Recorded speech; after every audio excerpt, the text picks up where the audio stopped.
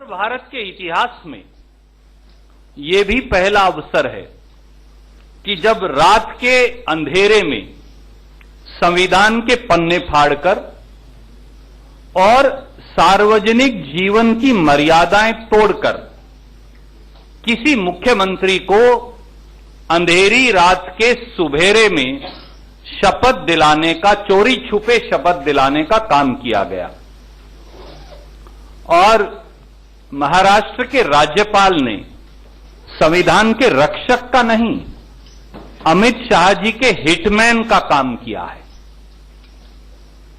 विधायकों की निष्ठा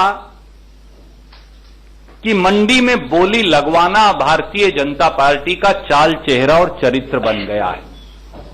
कर्नाटक, उत्तरांचल, अरुणाचल प्रदेश, मेघालय, गोवा, हरियाणा और अब जनादेश को दरकिनार कर भारतीय जनता पार्टी के द्वारा सरकार बनाने का दावा कब और किसने पेश किया?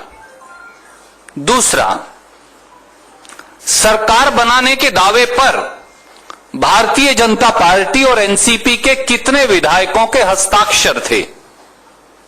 तीसरा, महाराष्ट्र के राज्यपाल ने उन हस्ताक्षरों को रात के 1 घंटे में कब और कैसे वेरीफाई किया? चौथा,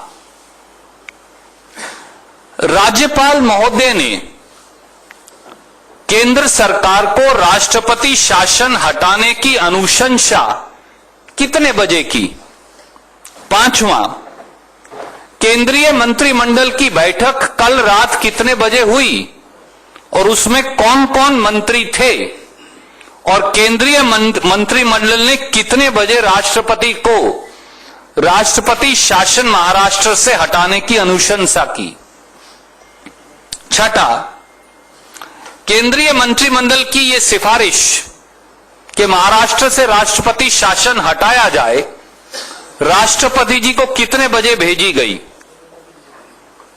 सातवां, राष्ट्रपति महोदय ने केंद्रीय मंत्रिमंडल की महाराष्ट्र में राष्ट्रपति शासन हटाने की अनुशंसा को कितने बजे स्वीकार किया?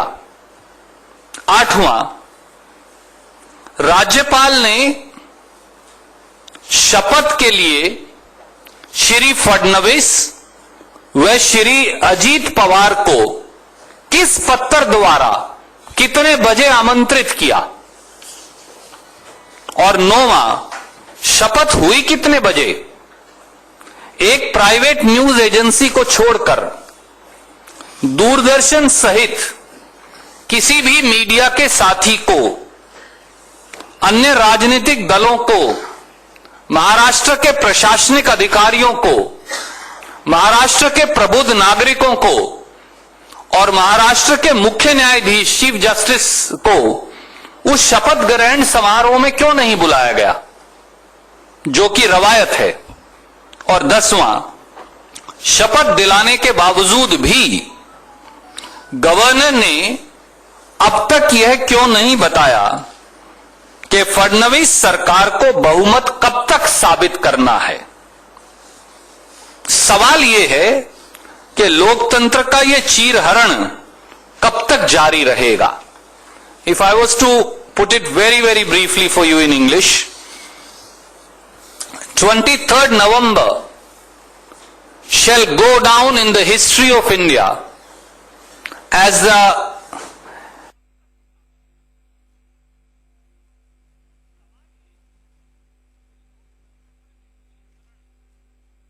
जारी रहेगा. If I was to put it very, very briefly for you in English, 23rd November shall go down in the history of India as a black chapter when an illegitimate government was constituted by a governor acting as a hitman on the Constitution of India, when an illegitimate government was constituted by a governor acting as a hitman on the Constitution of India at the instance of a home minister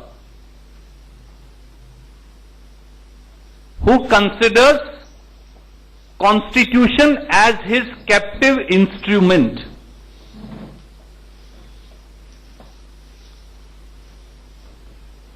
After scaring an opportunist Ajit Pawar of putting him behind bars,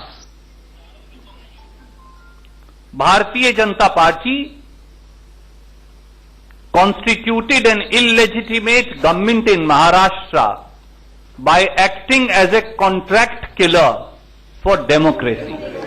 Randeep Surjewala, Congress प्रवक्ता, सीधा बड़ा हमला इस वक्त महाराष्ट्र सरकार पर, जिसके इस वक्त चीफ मिनिस्टर मुख्यमंत्री फडणवीस बने हैं, और सीधा हमला किया है बीजेपी। और जो कुछ भी महाराष्ट्र में हो रहा है, 10 सवाल उठाए हैं राज्यपाल के, उठाए गए इन सारे कदमों के पर 10 सवाल, सीधा हमला बीजेपी सरकार पर जिसने महाराष्ट्र में शपथ ग्रहण की है। मुख्यमंत्री फडणवीस जिसकी अगुवाई कर रहे हैं, और जो कुछ भी ड्रामा महाराष्ट्र में हुआ है उसको लेकर कांग्रेस हमलावर है लगातार। कितने विधायक थे बीजेपी के पास, राज्यपाल ने रात में पेपर कैसे वेरीफाई किए, सुरजेवाला, रणदीप सुरजेवाला ने सीधा सवाल उठाया है।